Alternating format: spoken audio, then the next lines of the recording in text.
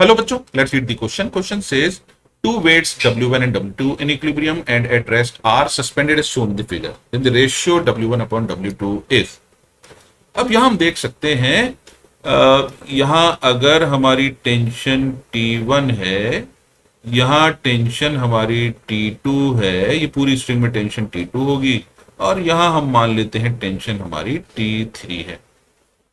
तो T1 की value obviously बराबर होगी W1 के, क्योंकि ये रेस्ट में है, और T2 बराबर होगा W2 के, क्योंकि ये भी रेस्ट में है। अब इस पॉइंट पर जो फोर्सेस लग रहे हैं वो कुछ इस तरह है। ये टेंशन T3, ये टेंशन T2 और ये tension T1, T1, T2 and T3, और ये हमने वर्टिकल बनाया, ये हॉरिजॉन्टल बना दिया। अब ये एंगल हमारा हो जाएगा 37 डिग्री और ये एंगल हो जाएगा 53 डिग्री। या हम जो एक्चुअल एंगल है वही रखते हैं, तब भी हमारा काम आसान रहेगा। यानी ये है 53 डिग्री और ये है 37 डिग्री।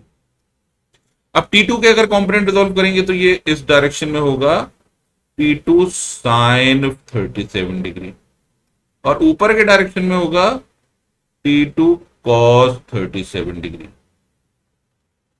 इसी तरह T3 की बात करें तो T3 इस डायरेक्शन में होगा T3 साइन 53 डिग्री और इस डायरेक्शन में आएगा तो T3 कॉस 53 डिग्री। ऑलराइट, अब हम यहां पर इक्वेट करेंगे सबसे पहले हॉरिजॉन्टल डायरेक्शन के फोर्सेस को। T3 sine 53 that is 4/5 is equals to T1 sine T2 sine 37 यानी W2 इंटू 3/5। 5 से 5 कैंसिल, तो T3 की वैल्यू आ जाएगी हमारे पास 3W2 अपॉन 4। ये हो गई फर्स्ट एक्सप्रेशन। अब वर्टिकल डायरेक्शन में आएंगे तो वर्टिकल डायरेक्शन में हमारे पास है T2 cos 37, cos 37 is 4/5 plus T3 cos 53 यानी 3/5 is equals to T1 that is equals to W।